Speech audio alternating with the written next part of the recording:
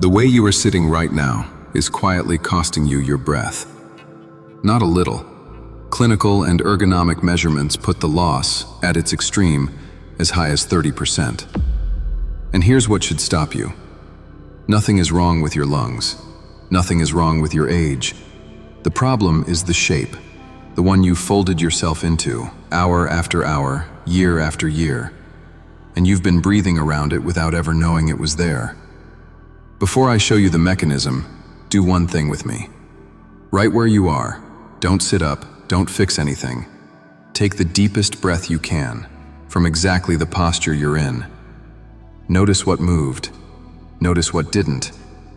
Most people feel the chest rise. Fewer feel the ribs widen to the sides. Almost no one feels the lower belly soften and drop. Hold on to that breath. Remember how far it went. Because at the end of this, we're going to take it again, and it will not be the same. Now, 3 things you were never told, stacked one on the next. The muscle that actually drives that breath isn't in your chest. It takes its orders from a nerve that begins in your neck. The ancients built a precise correction for this exact collapse 3,000 years before anyone named that nerve. And we'll get to how they possibly knew. And there's a second gate, lower down, beneath the diaphragm, quietly compounding all of it. Start with the one nobody has ever shown you. Here's the story every doctor tells you when your breath shortens with age. The lungs decline, capacity falls. Not much to be done. That isn't wrong, it's incomplete. Because the lungs don't work alone. They work inside a chamber. Ribcage, spine, diaphragm. And a perfect lung inside a collapsed chamber still can't do its job. Start with a fact that sounds impossible. Your lungs cannot breathe. They have no muscle of their own, not one fiber. A lung is passive. It fills only when something else lowers the pressure around it. That something is the diaphragm, a dome of muscle beneath the lungs. On every quiet breath, it contracts and drops, and that downward pull is what fills the passive lungs above. But to drop, it needs room beneath it. The belly has to give, the organs slide down and forward. Your torso is a bellows. It only draws air if it can open. Now round your shoulders and let your chest sink toward your lap, the screen posture. The rib cage folds down toward the pelvis, the chamber shrinks, and the diaphragm, needing centimeters of travel, no longer has the room to take them. It fires part way and quits early. This is the gate you can measure. Sit a healthy person upright, measure the breath, then have them slump and measure again. The capacity drops, every time. For an ordinary slouch, the honest figure is around 5 to 10%. Real, but not a catastrophe. So where does 30% live? 2 places, the extreme end of collapse and the clinic. Because a fall past about 25% isn't a fitness number, it's the threshold a physician uses to suspect the diaphragm itself is failing, which reframes the whole thing. The danger was never that one slouch steals a third of your breath this afternoon. It's that living folded over trains you, year by year, toward the range that has a medical name.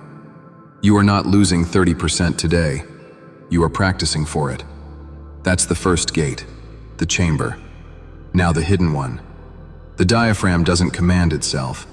It answers to a single nerve, the phrenic, and that nerve doesn't start in the chest. It starts high in your neck, at the levels doctors call C3, C4, and C5. There's a line taught in every medical school so no one forgets it.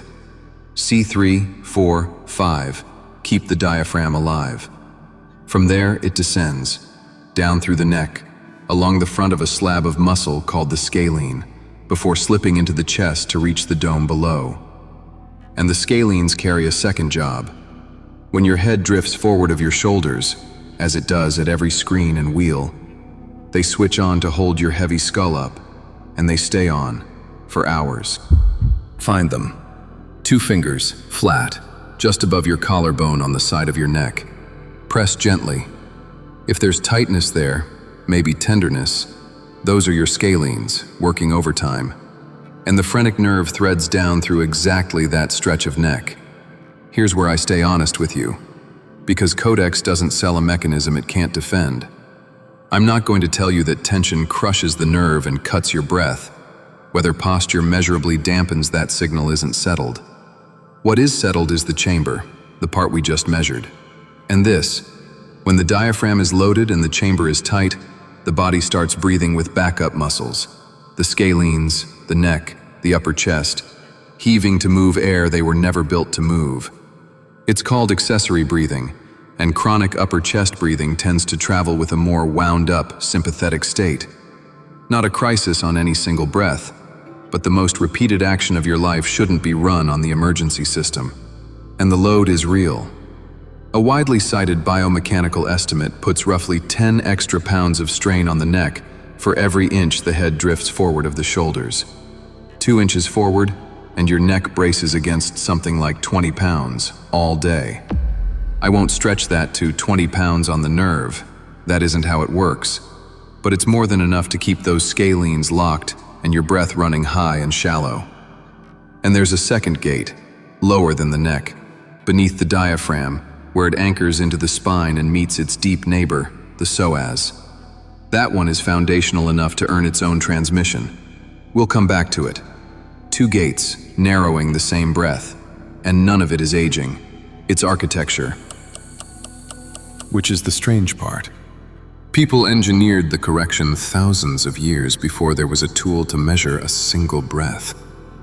Bhagavad Gita, chapter 6, verse 13. Samam kaya shirogrivam.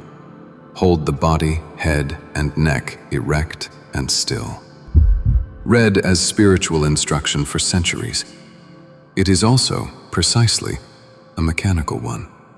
The yogic tradition didn't teach the upright spine as a symbol of dignity. They taught it because they'd observed, across generations, that breath cannot deepen inside a collapsed chest. You cannot perform pranayama in a folded ribcage, and they said so plainly. The Taoists reached the same conclusion by a different road. In Zhanzhuang, the standing practice, the instruction is a single thread lifting the crown of the head, suspending the whole spine from above. Shoulders drop, ribs open, breath sinks to the lower belly. In modern terms, the chamber decompresses and the diaphragm recovers its range. And there's a line Zen practitioners have repeated for centuries.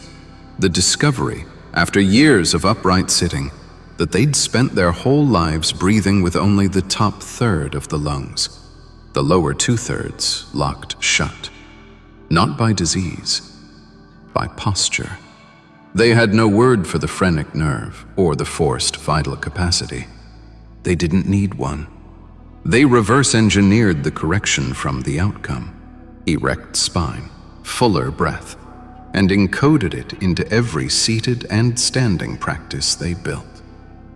We now have the mechanism. The instruction is the same. The correction is not sit up straight. That instruction backfires. It jams the low back, puffs the chest, and stacks tension exactly where you want release. The body braces instead of opening. The real one is subtler. It's a lengthening, not a hardening. Find the crown of your head, the highest point, toward the back, not the back of the skull. Imagine one thread tied to that exact spot, and someone above drawing it gently upward. Let the skull float toward it. Don't tuck the chin. Don't yank the shoulders. Just lift the crown, and watch what follows on its own. The neck lengthens. The scalenes you just pressed begin to release. The chest lifts off the belly, and the diaphragm gets its room back. Now, from there, breathe. Don't force it. Let the belly move first, then the lower ribs widen to the sides, and last, if at all, the upper chest. And here's the breath I asked you to remember. Take it again now, from this opened shape, and compare it to the one at the very start, from the folded one. Feel the difference. How much lower it goes, how much less it costs. Nothing about your lungs changed in the last 10 minutes. You simply gave the engine back its room. Here's the honest arc from here. Day 1. All you're after is that contrast. Proof that the open shape breathes fuller than the folded one. You'll lose the position within minutes. That's fine. Every time you remember, lift the crown, take one full breath into the room it makes, and carry on. By the end of the first week, the change is in your attention, not your lungs. You start catching yourself folded at the screen where a week ago it was invisible. Catching it is the whole skill. By 30 days, for most people the noticing runs on its own, and the lifted shape starts to feel like the one you rest in, while the collapsed one starts to feel wrong. You won't have added back 30%. That was never the real story. You'll simply be spending far more of your day breathing at full size instead of folded small. Across 20,000 breaths a day, that is not a small correction. The lift of the crown is the first gate. It is not the last. There's a second, lower down, where the diaphragm anchors into the spine and meets the psoas, the floor of the breath, and the ancients treated it as even more foundational than the one you just opened. Until then, lift the crown, breathe into the room it makes,